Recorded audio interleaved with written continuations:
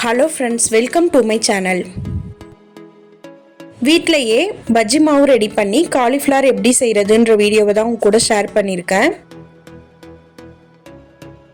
இப்போ வாங்க எப்படி பண்ணுறதுன்னு வீடியோவில் பார்க்கலாம்.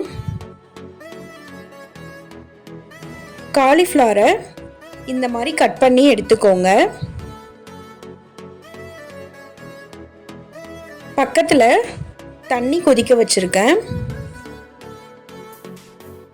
கட் பண்ண காலிஃப்ளவர் எல்லாத்தையும் அந்த தண்ணியில் சேர்த்துக்கலாம்.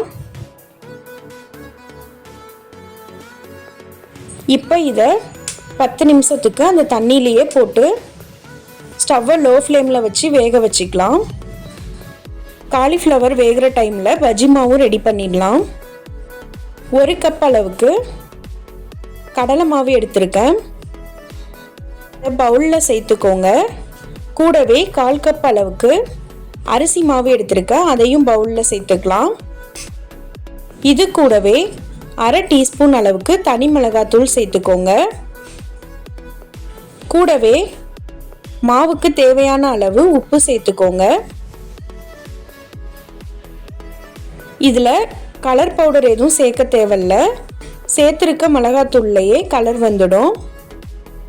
இப்போ இதில் 1/4 டீஸ்பூன் அளவுக்கு பெருங்காயத்தூள் சேர்த்துக்கோங்க.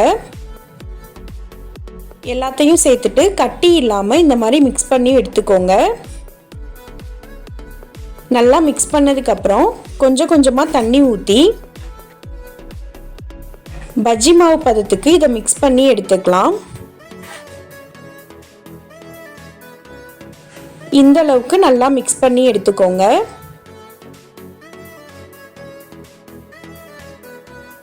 இப்போ காலிஃப்ளவர் வெந்துருச்சான்னு பார்த்துடலாம். காலிஃப்ளவர் இந்த மாதிரி 3/4 பதம் வெந்ததும் ஸ்டவ் ஆஃப் பண்ணிடலாம். தண்ணியெல்லாம் வடிகட்டிட்டு இந்த மாதிரி எடுத்துகிட்டு வந்துடுங்க. இப்போது செய்ய ஆரம்பிக்கலாம். கடாய் நல்லா சூடானதும் ஆயில் சேர்த்துக்கோங்க. ஆயில் நல்லா சூடானதும் நம்ம ரெடி பண்ணி வச்சுருக்க மாவில் காலிஃப்ளவரை சேர்த்துட்டு அதுக்கப்புறம் ஆயிலில் சேர்த்துக்கோங்க. இப்போ இதை 5லிருந்து 7 நிமிஷத்துக்கு லோ ஃப்ளேம்லேயே வேக வைங்க. 7 நிமிஷத்துக்கு அப்புறம் ரொம்பவே சூப்பராக காலிஃப்ளவர் பஜ்ஜி ரெடி ஆயிடுச்சு.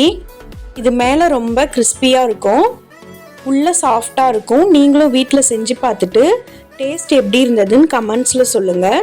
நான் போடுற வீடியோஸ் பிடிச்சிருந்தா லைக் பண்ணுங்கள், ஷேர் பண்ணுங்கள், கமெண்ட் பண்ணுங்கள். தேங்க்யூ.